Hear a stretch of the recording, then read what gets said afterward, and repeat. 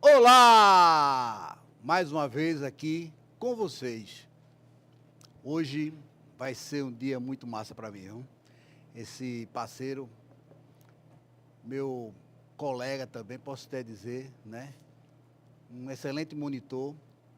Nos conhecemos num projeto extraordinário, Day Carnegie, no DCC e numa turma que fui treinar.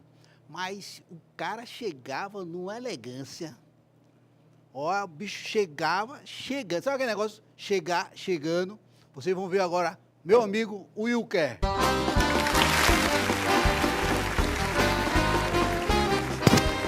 Seja bem-vindo, meu amigo. Obrigado, Alexandre. Tudo bem? E aí, Wilker? Tudo Veja, ótimo. Elegância maravilhosa. Que é isso, rapaz? Aprendi com você. Duvida. Duvida. Viu? Chegou hoje? Cheguei hoje, em Recife, depois de 4 dias no interior, fazendo projetos, treinando pessoas. Aí cheguei hoje em Recife. Como surgiu esse negócio de treinar pessoas? Na verdade, Alexandre, desde os 16 anos, eu comecei na minha vida eclesiástica, dentro da igreja. Eu comecei treinando pessoas na igreja. Sou filho de pastor e com 16 anos eu assumi o Ministério Jovem. Foi quando eu comecei a desenvolver liderança para a igreja, comecei a fazer um trabalho muito forte com jovens e isso daí migrou para a minha vida profissional. Tanto que até hoje as pessoas estranham eu dizer que minha formação é engenharia, por causa dessa questão humana, essa questão de trabalhar a liderança.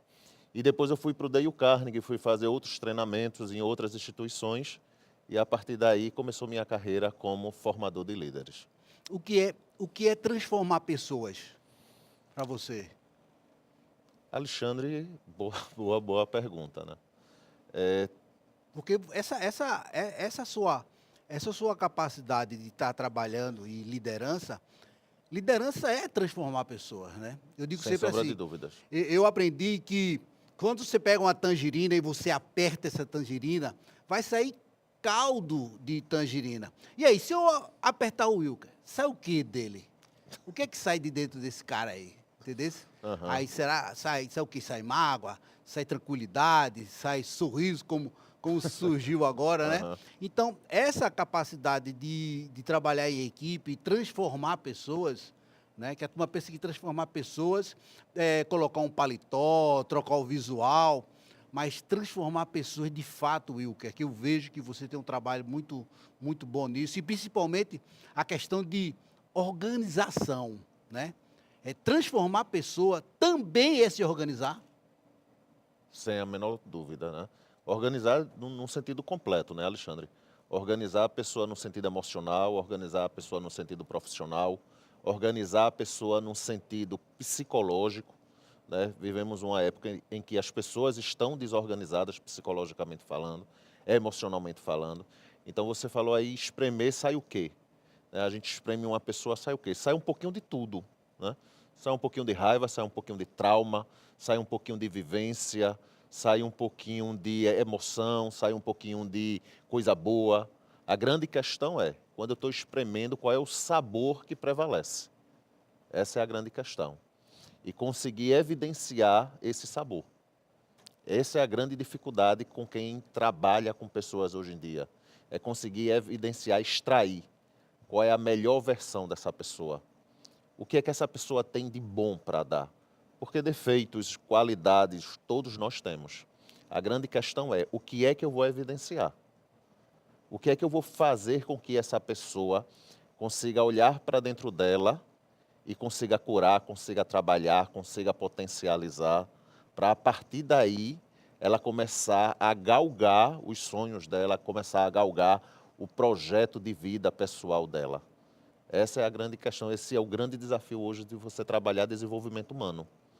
É você entender, antes de mais nada, entender a pessoa. Para a partir daí você poder trabalhar sonho, poder trabalhar projeto, poder trabalhar família, poder trabalhar responsabilidade social. Nós estamos vendo aí a grande questão da tragédia no nosso país por causa da chuva. Então, da onde é que nasce esse despertar de ajudar o outro, essa sinergia em sentir a dor do outro? Isso daí nasce tudo dentro da gente.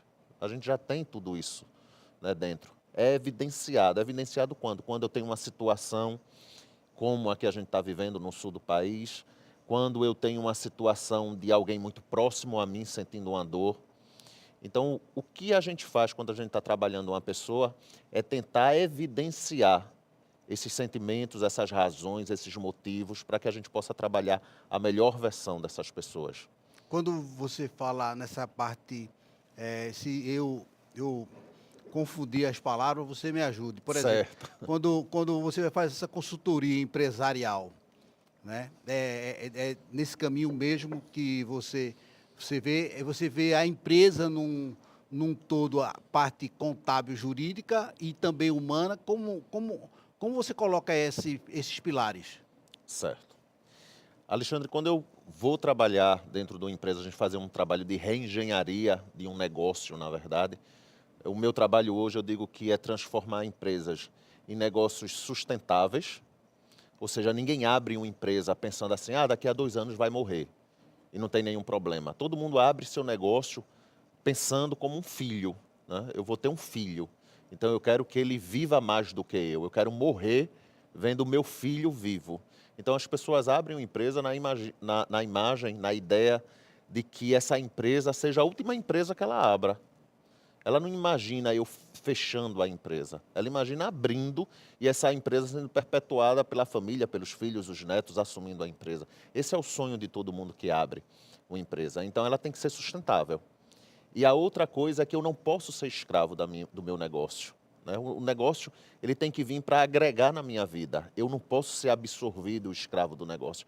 Então você vê empresários que passam 18 horas por dia trabalhando dentro da empresa. Isso não é inteligente. Inteligente é que a empresa ela seja um trampolim para que eu consiga transformar e alcançar os meus sonhos.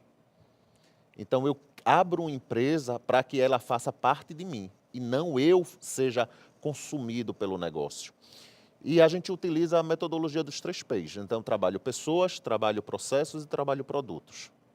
E dentro de pessoas eu trabalho o famoso chá, as competências, as habilidades e as atitudes.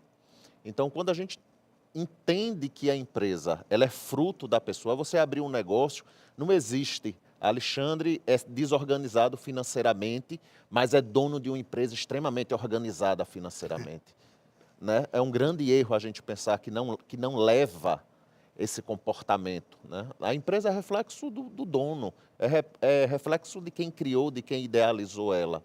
Então, quando vamos fazer um trabalho dentro de uma empresa, quando assumimos um projeto, hoje, Alexandre, eu tenho uma dádiva, né, que eu tenho uma dúvida se eu conquistei isso ou se eu tive muita sorte para isso, né?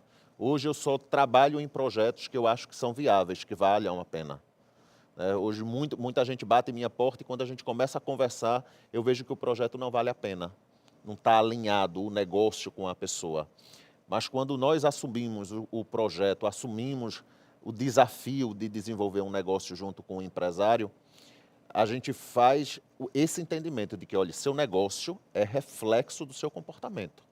Então, se você é preguiçoso, seus colaboradores serão preguiçosos, seus processos serão preguiçosos. Se você for organizado, seus processos serão organizados, sua empresa será organizada. Então, a primeira pessoa que tem que mudar dentro de todo esse processo é você. Então, não se imagina hoje falar em gestão, não se imagina falar hoje em processos organizacionais, não se imagina, não é salutar falar em negócios modernos sem falar na mudança do líder. O cabeça, o idealizador, né, tudo emana dele. Então, ele precisa da mudança. Então, a primeira coisa que a gente faz é entender quem é o dono, entender quem é que encabeça esse negócio, para a partir daí começarmos a falar de processos, falar de mercado, falar de estrutura organizacional, de estrutura física, para a partir daí criar um plano de ação, para a partir desse plano de ação trabalhar as outras pessoas. Aí a gente começa a grande mudança no negócio e a grande mudança na empresa, que é ter muito claro para onde a gente quer chegar. Então, a gente bate uma fotografia, a gente sabe onde a gente está, a gente conversa com o dono e a gente começa a entender aonde a gente quer chegar e o planejamento faz essa ponte. Quando a gente desenha essa ponte de aonde a gente está para onde a gente quer chegar, a gente já tem o meio caminho andado. Agora é convencer as pessoas, fazer as pessoas envolvidas no projeto entender que essa ponte serve para todo mundo. Essa questão de falar olhando para aquela câmera ali, vou dizer o seguinte: Wilker, você não é um cara de sorte.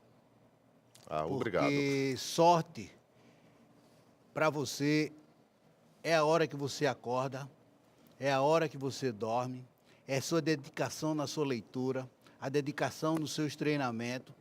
Isso tudo se chama-se sorte, né? Isso tudo é sorte, né?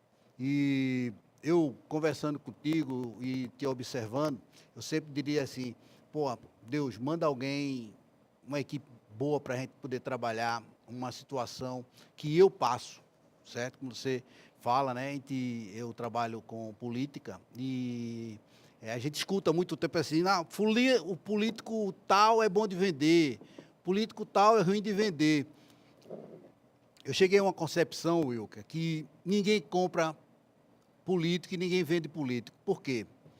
Quando a gente compra, a gente tem um sentimento de posse, de ter. Isso é no seu subconsciente. Correto. E você não consegue ter o cara. Você não consegue comprar o cara. Você não consegue vender o cara, entendeu? Você não vende. Então, a única coisa que pode acontecer é você construir e você impactar, você acreditar. Esse fato que você fala, é muito importante se trabalhar esse novo projeto com certeza, de salvar vários pais de família que hoje estão na política. Que não tem hora para o seu filho, não tem hora para a sua esposa, não tem hora para você, certo?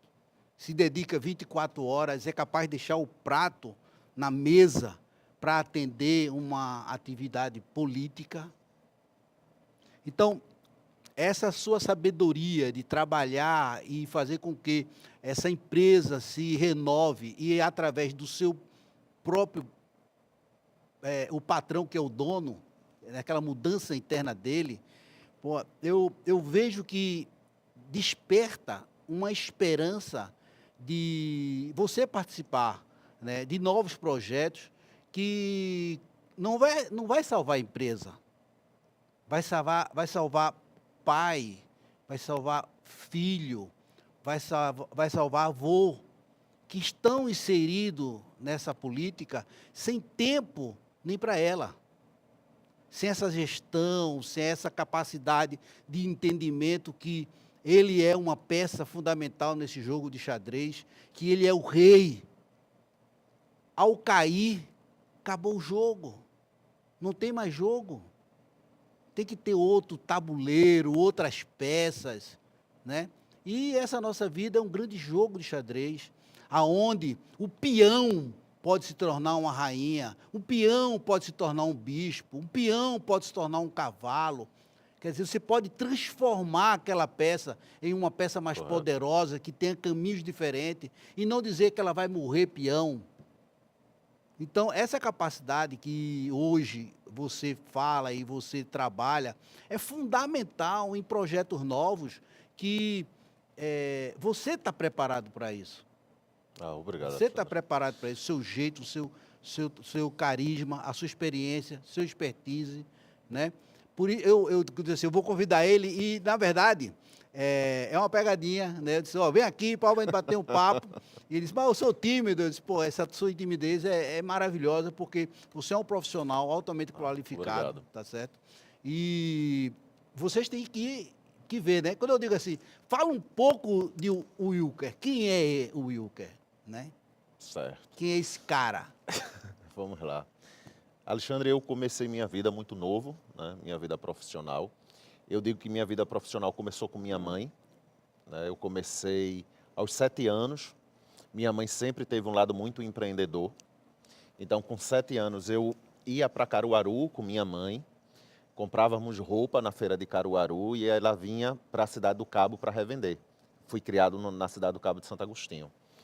E fui crescendo vendo muito meu pai. Meu pai teve um papel muito importante nesse meu crescimento profissional, porque eu vi ele, durante toda a trajetória de vida dele, ele exercendo a parte profissional, como diretor industrial de uma empresa, de uma multinacional, e nas horas vagas como pastor de igreja. Então eu vi ele exercer a liderança tanto na vida corporativa, no mundo corporativo, como no mundo eclesiástico. E isso fez com que eu começasse a me desenvolver e desenvolver liderança dentro da igreja. Até os 16 anos, quando eu assumi ministério, o Ministério Jovem, dentro da igreja que eu fazia parte.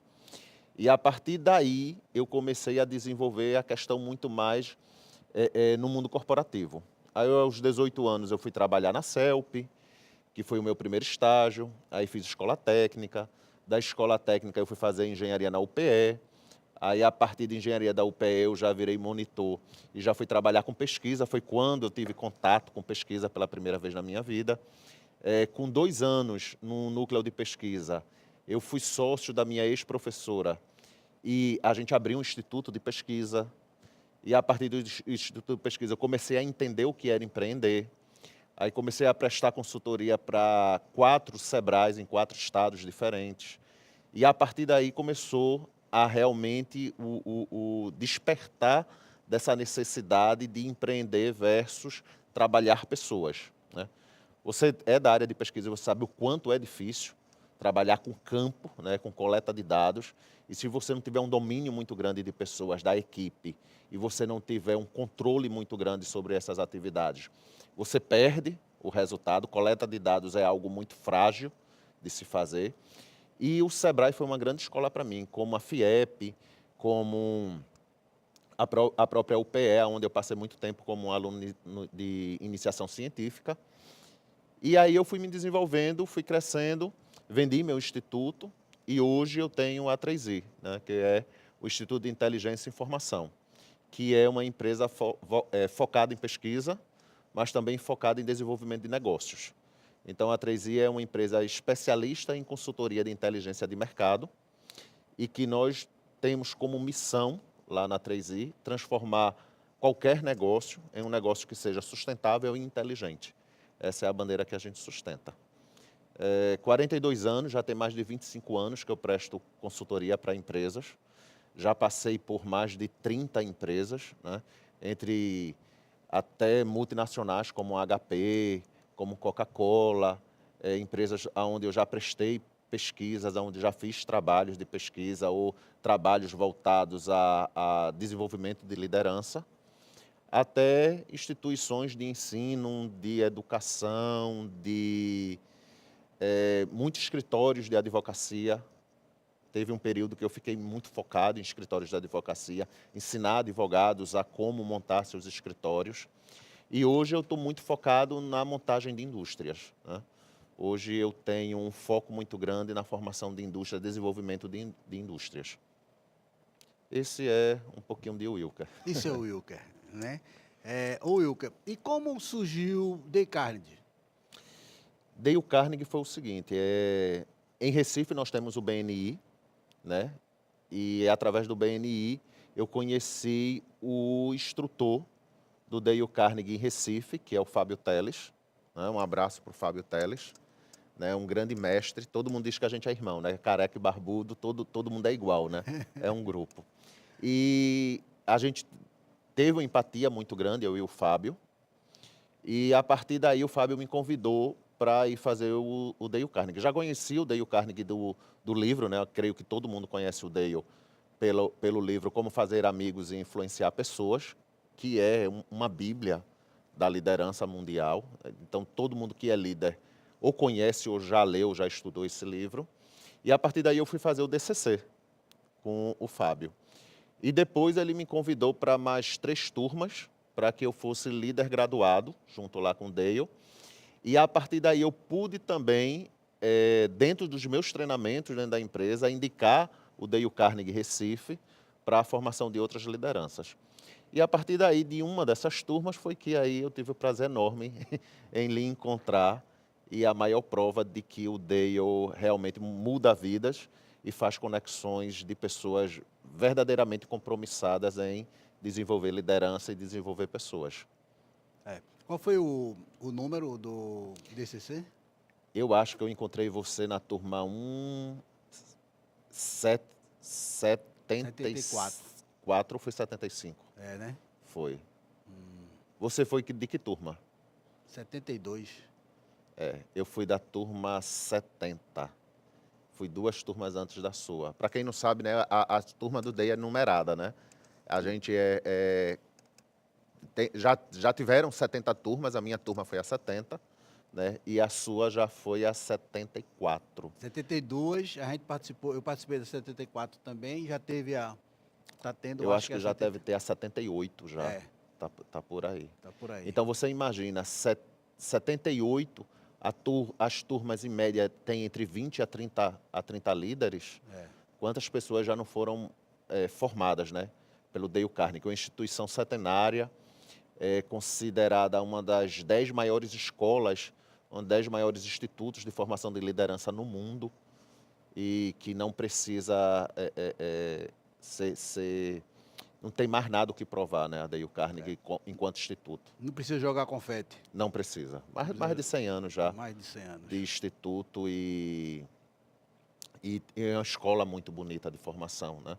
A gente lá no Dale diz que é muito simples para ser explicado e muito complexo para não ser vivido, né?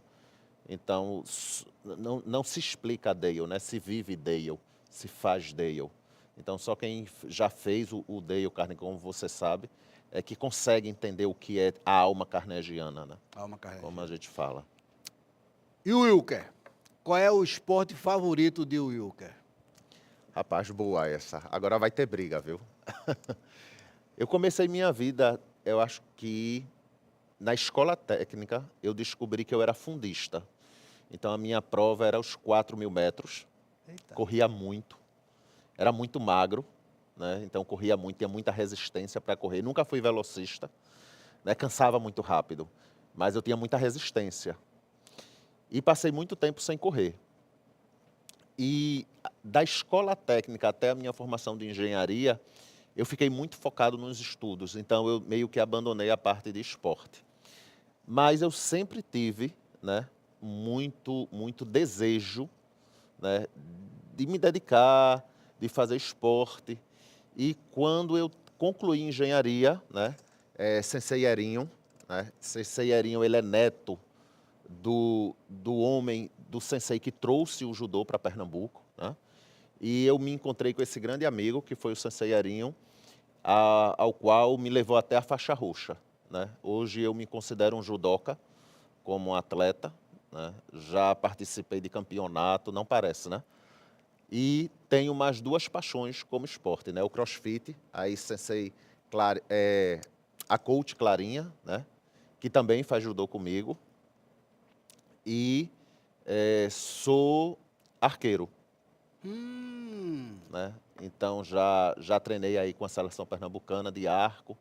Aí veio a pandemia, a gente passou por esse momento de pandemia, não sei nem como é que está a equipe aí de arco, mas 3 esportes aí que eu tenho como paixão, né? O CrossFit, o judô e o arco. Hoje você pratica Hoje eu faço judô e faço CrossFit. CrossFit. É. E como é Pernambuco no arco? Nós temos já alguns atletas que se destacam. Hoje, atualmente, nós temos o campeão mundial, né? O campeão mundial número 1 do mundo é um brasileiro, que começou até muito tarde no esporte, né? Ele acabou de ganhar aí o campeonato sul-americano, é apontado como o grande favorito para ganhar a medalha de ouro em Paris. E nós temos seleções muito fortes, né? E a seleção pernambucana sofre, como todos os esportes no Brasil, né, a falta de incentivo, mas nós já temos já atletas pernambucanos que se destacam dentro do cenário nacional. Falta muito incentivo, né? O Sul já tem muito mais incentivo, né? Eu já tenho escolas muito mais avançadas no Sul, São Paulo principalmente, no arco, mas a gente tem uma carência muito grande. Não é um esporte barato, porque o arco não é barato, a flecha não é barata. Você perde a flecha mas quando é. você usa, você Não, perde. você recupera a flecha, né? A flecha, geralmente, no treino, a flecha você só perde. É muito difícil. Hoje as flechas são de fibra de carbono. Então, você só perde a flecha quando você perde a pena dela. A flecha tem 3 penas, né? Que tem um equilíbrio nela no fim. Geralmente, a gente perde uma pena, quebra uma pena dela, e aí você perde a flecha. Mas a flecha, em treino, tem muita durabilidade. Um arqueiro profissional, ele chega a dar 500, 600 tiros por dia. É mesmo. É. É Verdadeiro muito Robin ombro. Hood. É, verdadeiro Robin Hood. É muito ombro, né? Ninguém imagina, né, que aquilo ali é muito ombro. Então você sai com o ombro massacrado, E o equilíbrio emocional, tudinho, né? essa questão. Mas entre o arco e o judô, eu me considero muito mais judoca. Judoca. É. Com os olhos puxados. Judoca, minha primeira vez que eu despertei a paixão pelo judô foi quando eu vi Aurélio Miguel. Veja o quanto é importante, né? Eu vi Aurélio Miguel ganhando uma medalha olímpica, né, na Olimpíada de Barcelona. Eu estou falando de 96, 98. Né, Aurélio Miguel ganhando uma medalha para o Brasil. E aquilo ali mexeu muito comigo e eu assisti todas as lutas dele na Olimpíada. E eu disse, quando eu crescer eu vou fazer judô. E você vai fazendo, a vida vai lhe levando para uma situação, para outra. E quando eu cheguei, que eu tomei a decisão para fazer, liguei, aí fui para a academia. Quando eu cheguei na academia, encontrei um grande amigo, na verdade. Na época que eu era monitor de higiene e segurança do trabalho na faculdade de engenharia, eu cheguei a dar aula para ele, né? E quando eu chego, encontro um amigo como sensei, né? Que sensei num judô é o professor. E eu encontrei o sensei, né? O sensei Erinho. E quando eu encontrei Erinho, aí já estava em casa e comecei a minha trajetória. Aí é a faixa branca, a faixa amarela, a faixa laranja, a verde e a roxa. Aí depois vem a marrom e a preta. Tá próximo. Tá próximo. Tá próximo. Só falta prestar agora exame para marrom. Aí depois da marrom são 2 anos de curso para você prestar exame para preta.